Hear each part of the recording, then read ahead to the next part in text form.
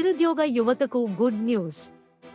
June 2న ప్రారంభం కానున్న రాజీవ్ యువ వికాసం పథకం తెలంగాణ ప్రభుత్వం నుండి నిరుద్యోగ యువతకు మరో మంచి అవకాశాన్ని అందించేందుకు సిద్ధంగా ఉంది.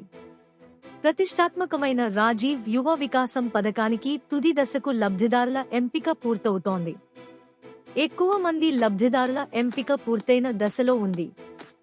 ఫ్యామిలీలో ఒక్కరికే స్కీమ్ అందుబాటులో ఉంటుంది. జూన్ 2న 5 లక్షల మంది అర్హులకు పత్రాల జారీ. మొదటి విడతలో ₹1,00,000 లోపు రుణాలు. పథకం మొదటి దశలో ₹1,00,000 లోపు రుణాలు మంజూరు చేయనున్నట్లు ప్రభుత్వం ప్రకటించింది. దాదాపు 16,23,000 మంది దరఖాస్తు చేసుకోగా మొదటగా 1,32,000 మంది లబ్ధిదారులకు యూనిట్లు మంజూరు చేయడానికి 1,100 కోట్లు కేటాయించనున్నారు. ఫ్యామిలీలో ఒక్కరికే అవకాశం. ఈ స్కీమ్ కింద కుటుంబంలో ఒకరికి మాత్రమే ఉపాధి అవకాశం లభిస్తుంది. గతంలో ఏదైనా సంక్షేమ పథకం ద్వారా లబ్ధిని పొందినవారు ఇంకా 5 ఏళ్ల పాటు అర్హులు కాదు. డిజిటల్ విధానంలో దరఖాస్తులను పరిశీలిస్తూ బ్యాంకు డేటా ఆధారంగా లబ్ధిదారులను ఎంపిక చేస్తున్నారు. సిబిల్ స్కోర్పై గందరగోళం. ఈ పథకం కోసం సిబిల్ స్కోర్ 700 పైగా ఉండాలని బ్యాంకులు అంటుండగా డిప్యూటీ సీఎం భట్టి విక్రమార్క ఈ స్కీమ్కు సిబిల్ అవసరం లేదని స్పష్టం చేశారు.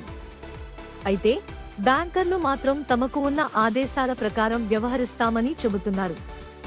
దీంతో అభ్యర్థుల్లో అయోమయం నెలకొంది.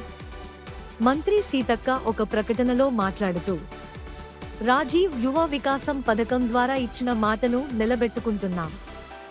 జూన్ 2న రాష్ట్ర అవతరణ దినోత్సవం సందర్భంగా 1,00,000 లోపు యూనిట్లకు మంజూరు పత్రాలు అందించనున్నాం.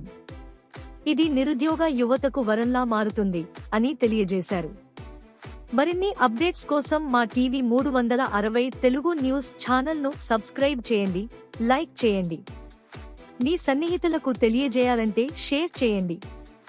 మీకు ఈ సమాచారం గురించి ఏదైనా సందేహం ఉంటే కామెంట్ చేయండి. మరింత నూతన సమాచారంతో మళ్ళీ మీ ముందు ఉంటాను. ధన్యవాదములు.